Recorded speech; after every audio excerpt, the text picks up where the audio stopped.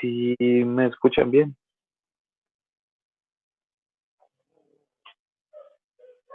Sí, profe, sigue. ¿Listos? Pregunta, ¿alguien la está pudiendo grabar?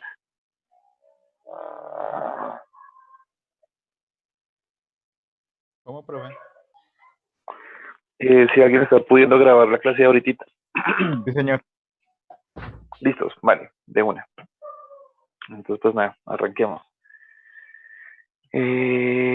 Bueno, empecemos con la parte de la órbita, los órganos que nos hacen falta en cara. Y al final terminamos con la parte de la articulación temporomandibular y los músculos masticatorios que nos hacían falta. Para completar los temas que teníamos pendientes. Ya la próxima semana arrancamos con la parte de cuello y la parte de columna y quedamos a la par con el profe Ferreira para poder seguir con el estudio de la parte de cara y cuello, que es lo más complicado y lo más complejo. Bueno, entonces, con órbita. Ya lo estudiamos previamente, las estructuras óseas, y cuando estudiamos cráneo, pero pues nos está más repasar unas generalidades de ella. Las características principales de la órbita, como están acá, es una cavidad ósea más bien profunda, tiene una región común entre el cráneo y la cara. Órbitas tenemos dos, lo que siempre os he dicho, casi siempre lo que tenemos en la línea media tenemos de uno, lo que se aleja la línea media tenemos de a dos órganos. Entonces son bilaterales, están situados a ambos lados de la línea media, forman de una forma de una pirámide cuadrangular. La base es como la parte externa que nosotros vemos y el vértice y la punta es la parte que va hacia adentro del cráneo. Eh, la función de ella principalmente es proteger los globos oculares y los anexos a los globos oculares, como ya vimos previamente, los músculos intrínsecos del globo ocular y también los nervios, los vasos sanguíneos y el aparato lagrimal que va junto con ellos. No me cambia, listo. Entonces, las relaciones de las órbitas principalmente en la parte frontal o la parte superior, está con los senos frontales, por debajo está en relación muy estrecha con los senos maxilares y con los senos etmoidales y los senos fenoidales de forma medial. Es muy importante tener en cuenta eso, sobre todo en la parte de clínica, porque las infecciones de los senos etmoidales y los senos fenoidales pueden erosionar muy fácilmente la pared de la órbita, que es bastante delgadita, y puede afectar el contenido orbitario, ya sea la parte muscular, ya sea la parte de la grasa, ya sea los vasos sanguíneos, o ya sea propiamente dicho el globo ocular o el nervio óptico. El contenido de la órbita, básicamente, dentro de la órbita que encontramos el globo ocular, los órganos oculares accesorios que vendrían siendo las glándulas y los conductos lagrimales. Digamos que podría ser gran parte de los párpados, aunque los párpados en realidad lo que contendría dentro de la órbita sería más que toda la parte del músculo elevador del párpado, pero lo tomamos así como si los párpados estuvieran dentro del contenido de la propia órbita. Y muy importante, obviamente, el nervio óptico, los nervios motores oculares y los vasos de la órbita. Es lo que tenemos contenido dentro de la órbita.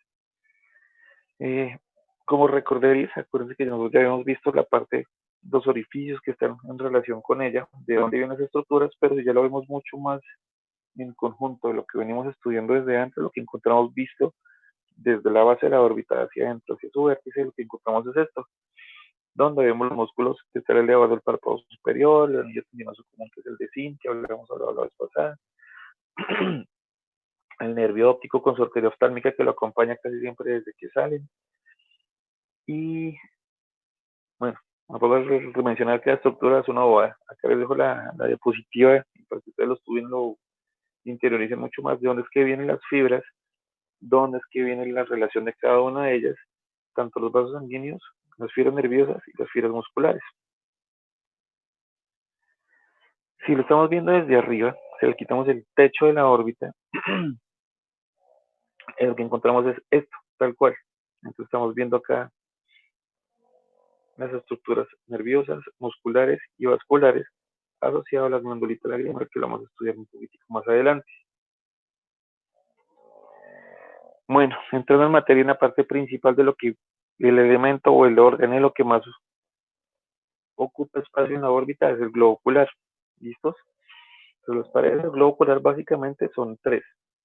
tienen un propio centro, pues así que son concéntricas, y yendo de afuera hacia adentro, de la periferia hacia el interior, están una capa fibrosa, una capa media y una capa interna. La capa fibrosa es la esclerótica, principalmente en la parte posterior del ojo, y la córnea en la parte anterior. Esas son las capas más externas. Debajo de la esclerótica y debajo de la córnea, bueno, la córnea en realidad vamos a ver más adelante que está en la cámara anterior, pero debajo de la esclerótica está una capa media que es la capa vascular, que es la que le va a dar toda la irrigación al globo ocular. Esta capa vascular se llama la coroides, que más adelante se continúa con el cuerpo ciliar y más adelante se termina continuando con el iris. Y ya finalmente la capa interna del ojo, que es la capa nerviosa, que es la retina. Empezamos con la capa más externa, la capa fibrosa. Entonces, la capa fibrosa es la más externa de todas. Está formada adelante por la córnea, como hemos hablado ahorita. La córnea es transparente, es muy poco extensa y se continúa hacia atrás con la esclerótica o la esclera. La esclerótica está conformada por fibras de colágeno, estas fibras están entrelazadas unas con otras y también tienen algunas fibras elásticas. Estas fibras elásticas se denominan la sustancia propia. Bueno, no sé una foto de la esclera. Bueno, esa sustancia propia, lo importante es que es el principal componente de la pared del globo ocular. Es lo que le da como su sostén, lo que le da su estructura principal en la pared externa. De característica principal de la esclerótica es que es opaca, o sea, lo que hace no es como absorber, por decirlo así, la luz, para que no se esté reflejando de forma continua y de forma repetida dentro de la retina y nos permita tener los campos y la agudeza y el tipo de visión binocular que tenemos nosotros como primates. Y la parte importante de la capa fibrosa, de la esclerótica, es que más o menos ocupa los 5/6 de la capa fibrosa, o sea que deja apenas 1/6 de la parte anterior, que es la córnea. Entonces en la esclerótica la cara externa es convexa, da inserción a los músculos extrínsecos del ojo, que lo estudiamos previamente con los pares craneales, y la cara anterior se continúa con la córnea, lo que hablamos ahorita, la parte transparente que funciona como medio refractivo. En el ángulo entre la córnea y el iris, que estamos viendo aquí, hay un entramado de tejido conectivo y ese entramado se llama el tejido trabecular.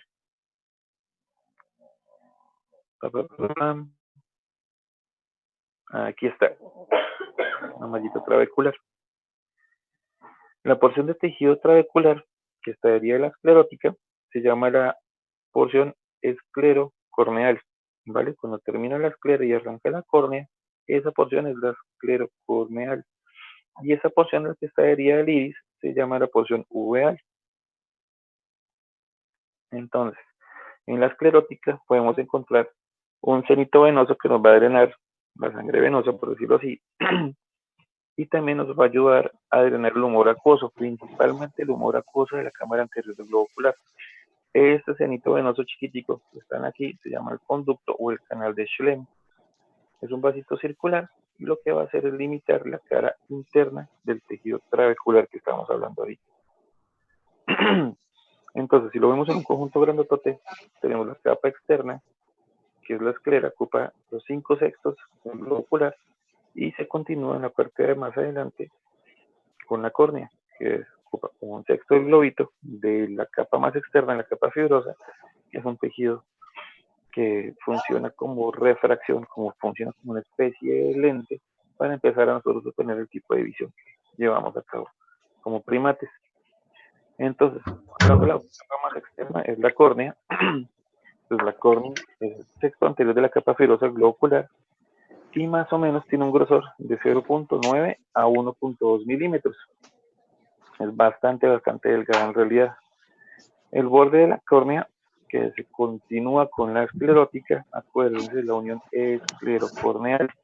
Esa unión esclerocorneal también se la pueden encontrar en los libros como el limbo de la córnea, que no es ni la esclera ni la córnea como tal. Esta unión chiquitica puede ser limbo. Listo. De características principales de la córnea, entonces, como todos los tejidos, estamos hechos principalmente por epitelios. Entonces acá podemos tener en cuenta que básicamente hay un epitelio y un endotelio. El epitelio está en la capa más externa y el endotelio en la capa más interna de la córnea, que es lo que estamos viendo aquí, el epitelio y el endotelio. El epitelio que recubre la cara anterior de la córnea, la parte más externa, la parte más saliente de la córnea, está formado por 5 capas de epitelio escamoso. ¿Listo? Debajo de él hay una membrana sobre la cual se basa o sobre la que se asienta, que es la membrana basal, y esta lámina se llama la membrana de Bowman, que es la que están viendo aquí en azulito. Esta laminita tiene más o menos unos 10 a 20 milímetros de espesor y se continúa, como lo estoy contando en profundidad, con una sustancia propia. Esa sustancia propia está formada por láminas de tejido conectivo y están hechas principalmente de mucopolisacáridos. Y esta sustancia propia lo que es el principalmente componente avascular de la córnea. Una de las características principales de la córnea es que la córnea no tiene vasos sanguíneos. Por eso es uno de los órganos que más nosotros trasplantamos a nivel mundial, porque no tendríamos que poner a hacer pruebas de si es compatible, si no es compatible, si lo puede recibir, si no lo puede recibir la persona que, bueno, el receptor del donante, porque simplemente si la córnea no tiene vasos sanguíneos, no tienes cómo buscar una irrigación completa y cómo formar una inmunidad en contra de ella. Por eso los trasplantes de córnea son tan buenos, exitosos y en realidad ayudan a ver a muchas personas en el mundo que tienen tantos problemas, ya sea por déficit, porque se degeneró la córnea, por enfermedades como queratoconos o por lesiones ya traumáticas. ¿Listos? La importancia de la transparencia de la córnea es producida por la turgencia de las fibras, o sea, básicamente la distribución de las fibras como están superpuestas entre ellas y por el líquido que los acompaña a ellas, que es el líquido coloide. Entonces, importante, la cara posterior de la córnea forma la pared anterior de la cámara anterior del ojo. Entonces el ojo tiene dos cámaras, una cámara anterior y una cámara posterior. La cámara anterior del ojo está principalmente en estas estructuras más anteriores que lo que estamos estudiando ahorita. Y la parte de atrás de la córnea es lo que me va a dar como la puerta de esa cámara anterior. Entonces, este endotelio de la cámara anterior del ojo está formado por el epitelio escamoso simple, hablamos el epitelio y el endotelio.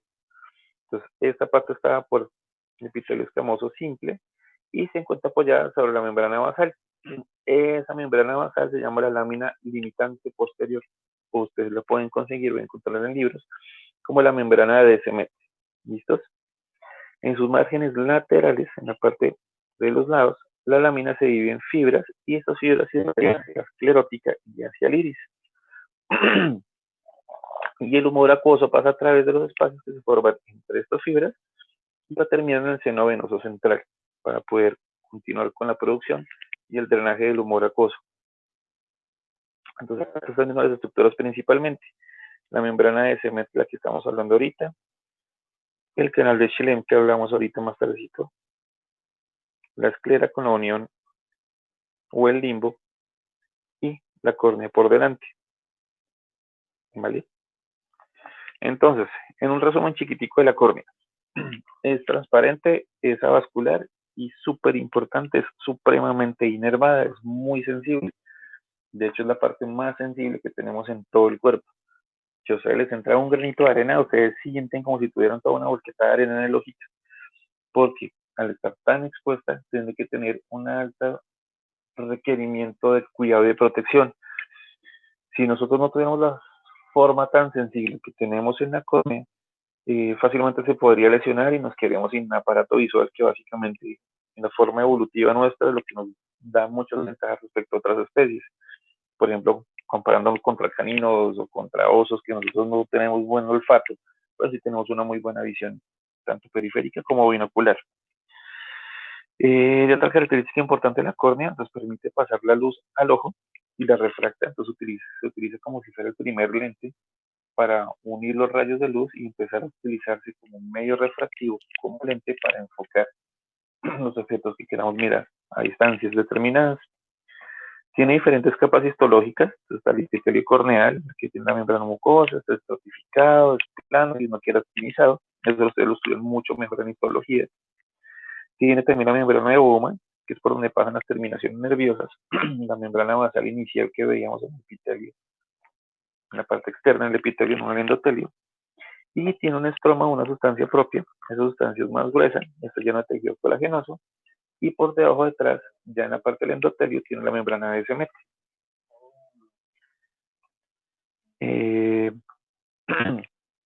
Siguiendo con la capa vascular, que ya viene siendo la capa media, la podemos dividir en la pared, bueno, esto principalmente en la pared del globo ocular, está formada por dos porciones, como casi toda la parte del globo ocular, en la parte externa, una capa anterior y una capa posterior.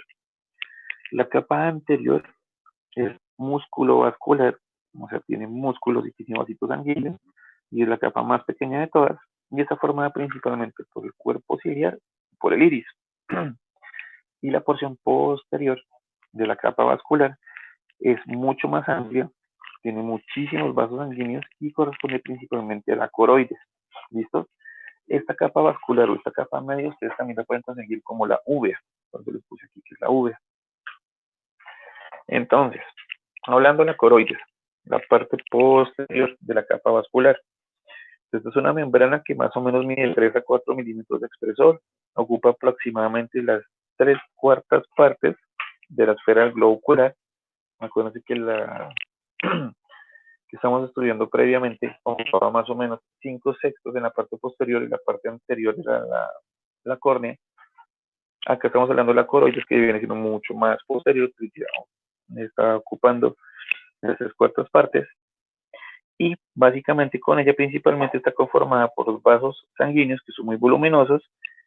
De estos vasos sanguíneos, sobre todo y principalmente son venosos, y como corresponde a la coroides, son llamados los vasos sanguíneos coroideos. Ella por detrás, la coroides, tiene un foramen o huequito posterior, que es por donde pasa el nervio óptico, y este lugar de la coroides está muy firmemente adherido a la esclerótica. ¿Vale? Entonces, acuérdense, la esclerótica es la parte externa, la coroides es la parte medial, y por dentro la parte interna es la retina.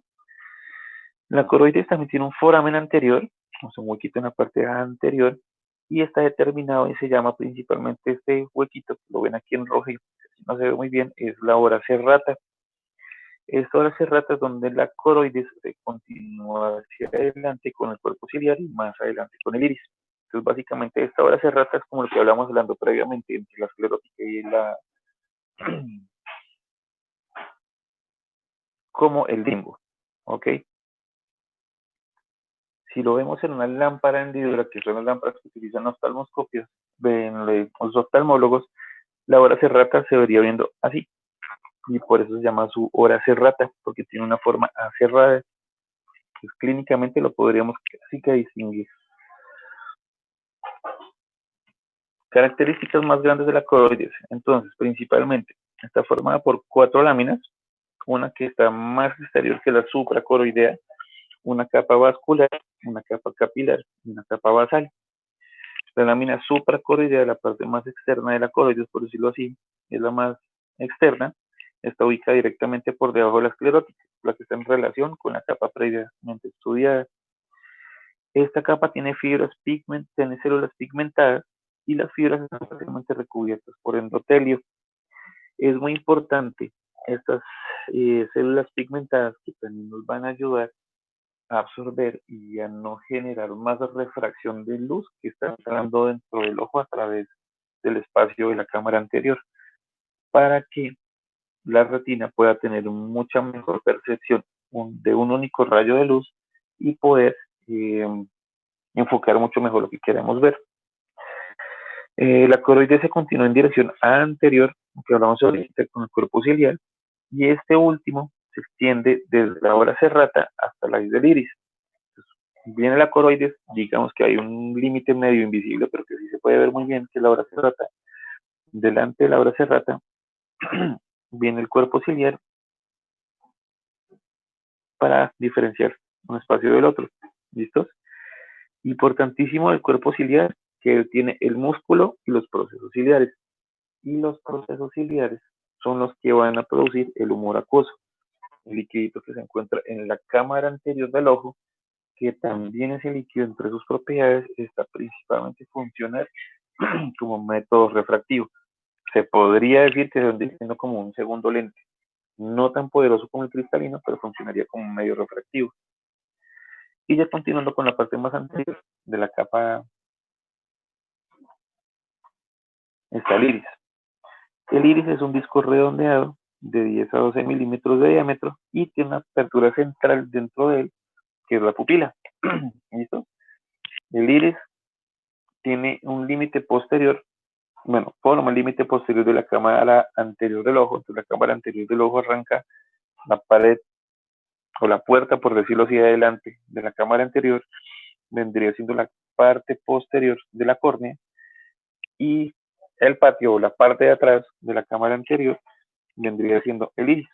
Entonces, el iris, esa cámara anterior está delimitada por esas estructuras principalmente. Y ya, los márgenes de él pues continúan con el cuerpo ciliar, lo que hablamos ahorita.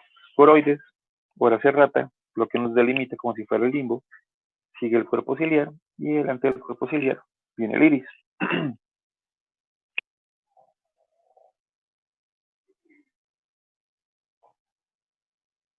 Entonces, para recordar y dejarles el resumen, la capa vascular o la capa media de la uvea. Entonces, la coroides es una capa de color pardo rojizo, se sitúa entre la esclera y la retina, la capa media, es la porción más grande y tapiza la mayor parte de la esclera. Ella tiene muchísimos vasos sanguíneos que forman lámina vascular. La principal característica es que la gran mayoría de estos vasos son venosos y tienen diferentes láminas. Tiene una lámina coriocapilar, una lámina vascular, y esta lámina vascular principalmente lo que es sensible a la luz por las células pigmentadas que tenía y va a aportar oxígeno y nutrientes. Se continúa hacia adelante con el cuerpo ciliar, que es una estructura muscular y vascular. La importancia del cuerpo ciliar es que este cuerpo ciliar va a ofrecerse o va a servir como inserción al cristalino. Los pliegues de la cara interna, que son los procesos ciliares, son los que van a secretar el humor acuoso, y ese humor acuoso lo que va a hacer es rellenar la cámara anterior. Y bueno, luego miramos a un poquitico la cámara posterior del ojo. El iris funciona como un diafragma, más que todo como el diafragma de la cámara, como si nosotros somos una cámara y abriéramos o cerráramos el diafragma de la cámara para permitir mayor o menor entrada de luz. Y él es delgado, tiene una abertura central, esa abertura central se llama la pupila, y lo que estamos hablando permite el paso de la luz. El tamaño de la pupila, como lo vimos previamente en el estudio de los pares craneales, es controlado principalmente por músculos involuntarios, que son el esfínter de la pupila y el dilatador de la pupila. Como revisamos previamente, les contaba lo de aparte, lo complejo y lo grandísimo que estudiamos cuando se estudian los reflejos pupilares. Y ya basándonos en la capa más interna del ojo, hablamos de la retina. La retina es la capa más interna del ojo, está formada por epitelio pigmentario principalmente y por las características histológicas de retina que ustedes estudian muy juiciosamente en histología. La retina es la porción de la capa que es más sensible, es muy sensible a la luz, tiene los fotorreceptores y está ubicada por dentro de la capa vascular del ojo, ¿vale? Se extiende desde el nervio óptico y va hacia atrás y llega hasta la capa posterior del iris. La porción óptica de la retina está ubicada principalmente por detrás de la hora serrata. Entonces, delante de la hora serrata hay retina, pero esa retina que está delante de la hora serrata no es sensible a la luz. ¿Listos? De ahí para atrás, de la hora serrata para atrás, es que van a recibir los impulsos luminosos, y esos impulsos luminosos nos va a transformar principalmente en impulsos nerviosos para más atrás, como estudiamos también en pares craneales, llevar hasta la corteza posterior en el segmento B5 y transformar las señales en interpretaciones visuales. Entonces, de características de ellas, principalmente la retina es lisa, es vascular, tiene las siguientes estructuras y se puede identificar en el fondo de ojo. El disco óptico, que está en la parte posterior, la mácula y las ramas de la arteria central de la retina con las venitas que acompañan a esas ramas arteriales. De nuevo, como les estaba contando ahorita, acá de forma extraña, por decirlo así, contra lo que no pensaría, es un poco más importante o se ven mucho más notorias o mucho más grandes las venitas que las arterias. Cuando miremos ahorita el fondo de ojo, lo podrán entender mucho mejor. Entonces, en la retina las estructuras principales que tenemos que tener en cuenta son, uno, el disco óptico que se encuentra en el fondo de ojo, más o menos dura, tiene un diámetro de 3 a 4 milímetros, y este disco es el sitio de origen del nervio óptico. Bueno, su diámetro es de 1.6 milímetros y es el que estamos viendo aquí.